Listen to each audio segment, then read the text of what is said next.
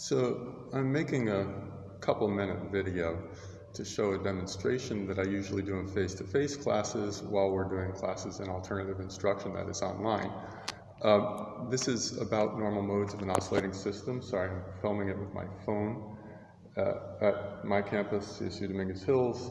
I am making this right now for a course, Physics 132. That is the second semester of Physics for Scientists and Engineers, but I also use it in the general education course, Physics 100, in the course for prospective teachers, Physics 300, Physical Sciences for Teachers, and in the upper division physics courses is sort of an engagement, and I get into it more in the Math Methods course, Physics 306, and Classical Mechanics, Physics 310. Of course, you have different levels of discussion on what's going on in all of those classes. Now, this little quick demo I do to introduce the topic, I just have a piece of string, and usually I tie washers to it. Today I didn't have any washers in my pocket, so I taped some quarters to the piece of string.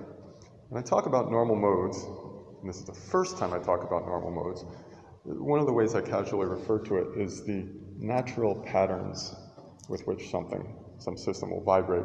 And for a simple pendulum, which you've seen before, most of these courses, basically there's one normal mode, one way it vibrates. It can be higher amplitude or lower. It can be in different directions, but it's all the same thing. It's one way it vibrates, one normal mode, one natural frequency that goes with that. My claim is if I have two, and I usually do this with a much longer string. If I have two, there are two distinct normal modes, two ways that I can make it vibrate naturally.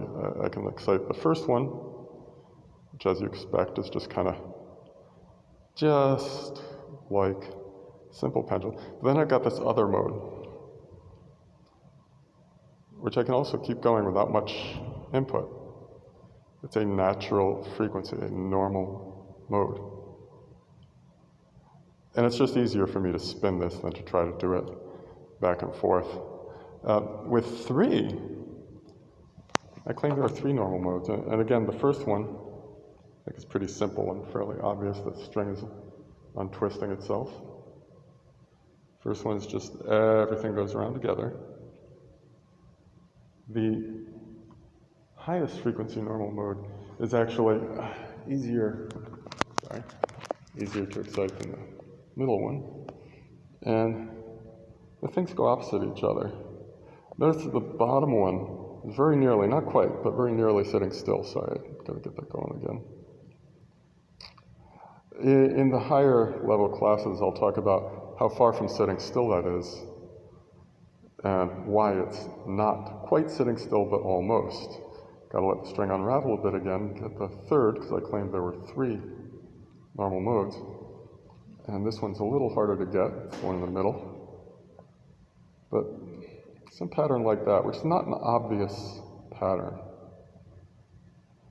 In the upper division classes, when I talk to you about this, I'll talk about orthogonality of modes, and I'll talk about why that middle frequency mode, this one, is harder to excite, harder to keep going than the other two. In the lower division classes, I'll just be talking about that there are normal modes and use this to introduce you to the idea of discussing normal modes for all sorts of oscillating systems. I'll show this in some classes today, and I'll post it on YouTube for everyone to look at whenever you want. Bye.